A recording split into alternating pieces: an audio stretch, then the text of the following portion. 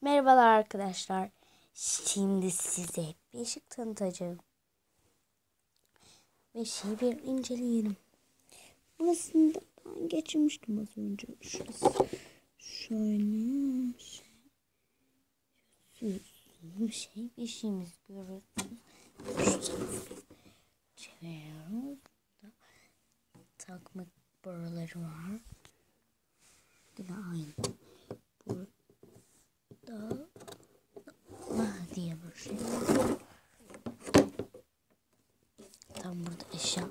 Yanlarına bayıldım özellikle. Bakın bir bebek yatırmak için harika. Gerçekten. Bakın. Bu da şey yazıyor. O ev neyse işte. Şimdi içindeki şeylerini inceliyoruz.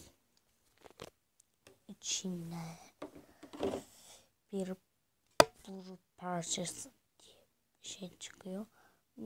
Bir kenara koyuyoruz yani şuraya. Bir üstüne örtecek yorganımız çıkıyor ya da bir battaniye. Ay çok güzel. Evet, bunu koyup desenini ve bir yastığı çıkıyor. Çok güzel değil mi? Ama bu yani yumuşak. Bir parça var böyle karşısında. Da şöyle. Evet, şimdi kurmaya başlıyoruz. Önce ben bunları alıyorum. Takviyelerinizi size göstereceğim. Şunları şöyle kenarları koyalım.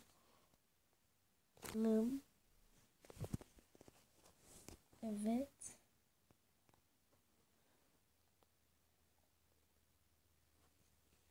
Şunu da koyalım.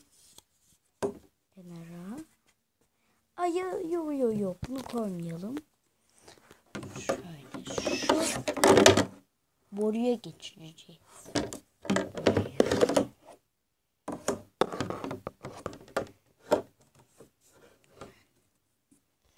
Yan tarafı yapıyorum. Ama ben size geçirip sakız.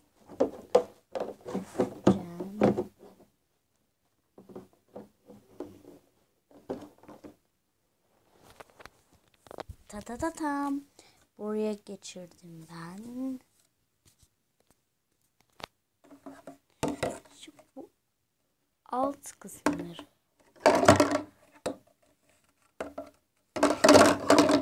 Hemen şu tarafı geçiriyoruz. Şu alt boruları hemen geçirip ben size göstereceğim. İki yanında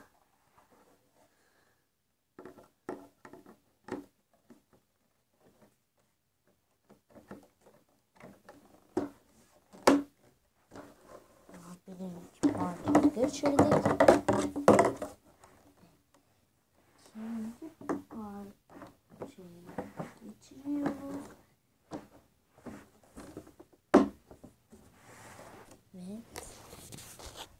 Evet, geçirdik. Bu sayede bunların sayesinde beşiğimiz sallanabiliyor. Bakın.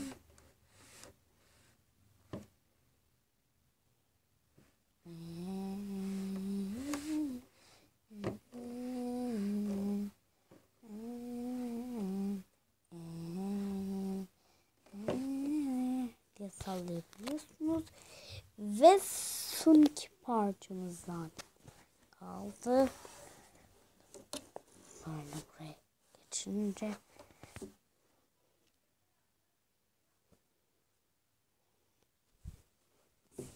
bitiyor.